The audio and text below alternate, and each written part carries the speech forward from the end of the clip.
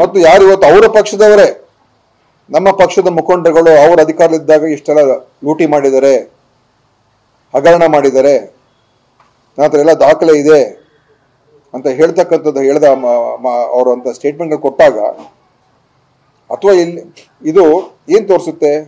ಒಂದು ಇದು ಇವತ್ತು ಮಾತ್ರ ಹೇಳ್ತಾರೆ, ಹಲವಾರು ಬಾರಿ ಹೇಳಿದ್ದಾರೆ ಬೇರೆ ಬೇರೆ ರೀತಿಯಲ್ಲಿ. ಭಾರತೀಯ ಜನತಾ ಪಾರ್ಟಿ ಅಥವಾ ಯತ್ನಾಳು ಸುಳ್ಳು ಹೇಳ್ತಾ ಇದ್ದಾರೆ ಅಂತ ಎಲ್ಲೂ ಕೂಡ ಹೇಳಿಕೆ ಕೊಡ್ತಾ ಇಲ್ಲ. ಯತ್ನಾಳ್ ಅವ್ರ ಮಾತು ಸರಿ ಇಲ್ಲ ಅಂತ ಕೂಡ ಯಾರು ಹೇಳ್ತಾ ಇಲ್ಲ. ಯತ್ನಾಳ್ ಮೇಲೆ ಕ್ರಮನೂ ಕೂಡ ತಗೊಳ್ಳೋದಿಲ್ಲ, ಶಿಸ್ತು ಕ್ರಮನೂ ಕೂಡ ತಗೊಳ್ಳೋದಿಲ್ಲ. ಯಾಕಂದ್ರೆ ಶಿಸ್ತಿನ ಪಕ್ಷ ಅಂತ ಹೇಳ್ಕೊಂಡು ತಿರುಗಾಡ್ತಾರಲ್ಲ ಯಾವಾಗಲೂ. ಯಾವ ಕ್ರಮ ತಗೊಂಡಿದ್ದಾರೆ? ಹಿಂದಿನ ಸರ್ಕಾರದಲ್ಲೂ ಕೂಡ ಯತ್ನಾಳ್ ಅವರು ಆ ಸರ್ಕಾರದ ಬಗ್ಗೆ ಹೇಳ್ತಾ ಇದ್ರು, ಇವತ್ತು ಹೇಳ್ತಾ ಇದ್ದಾರೆ. ಸೊ ಯಾಕೆ ಯತ್ನಾಳ್ ಕ್ರಮ ತಗೊಳ್ತಾ ಇಲ್ಲ? ಇವತ್ತು ಯತ್ನಾಳ್ ಅವರು ಅದಕ್ಕೆ ಸಾಕ್ಷಿ ಕೊಟ್ಟಿದ್ದಾರೆ ಯಾಕೆ ತಗೊಳ್ತಾ ಇಲ್ಲ ಅಂತ. ಯಾಕೆ ಅಂತ ಹೇಳಿದ್ರೆ ಅವ್ರ ಹತ್ರ ಇವರ ಭ್ರಷ್ಟಾಚಾರದ ದಾಖಲೆಗಳು, ಮಾಹಿತಿಗಳು ಅವ್ರ ಹತ್ರ ಇದೆ.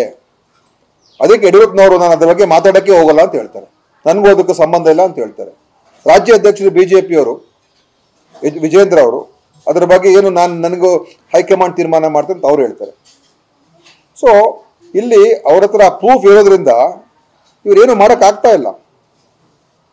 ಸೊ ಬಿಜೆಪಿಯ ಭ್ರಷ್ಟಾಚಾರ ಇವತ್ತು ಭ್ರಷ್ಟಾಚಾರದ ಯಾರು ಅತ್ಯಂತ ದೊಡ್ಡ ಪ್ರಮಾಣದಲ್ಲಿ ತೊಡಗಿಸ್ಕೊಂಡಿದ್ರು ಅವರೇ ಇವತ್ತು ಕರ್ನಾಟಕ ರಾಜ್ಯದ ಬಿಜೆಪಿಯನ್ನ ಇವತ್ತು ನಿಯಂತ್ರಣ ಮಾಡ್ತಾ ಇದ್ದಾರೆ.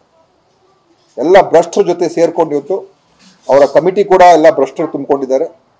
ಯಾರ್ಯಾರು ಲೂಟಿ ಮಾಡಿದ್ರು ಕರ್ನಾಟಕದಲ್ಲಿ ಸುಮಾರು ಜನ ಇವತ್ತು ವಿಜೇಂದ್ರ ಅವರ ಕಮಿಟಿ ಏನಿದೆ, ಯಾರು ಲೂಟಿ ಮಾಡಿರ್ತಕ್ಕಂಥ ಭ್ರಷ್ಟಾಚಾರ ಮಾಡಿರ್ತಕ್ಕಂಥ ಜನರು ಇವತ್ತು ಕಮಿಟಿ ಪದಾಧಿಕಾರಿಗಳಾಗಿದ್ದಾರೆ ಮತ್ತು ಪ್ರಾಮಾಣಿಕರನ್ನು ಹೊರಗಿಟ್ಟಿದ್ದಾರೆ.